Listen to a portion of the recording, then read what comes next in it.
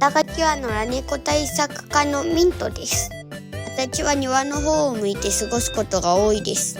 何をしているかって不審な鍵がないか監視をしています。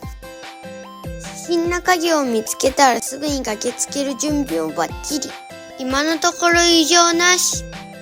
ついに奴が現れた。私のうちに何か用。私への挨拶は基本相手にしてもらえません。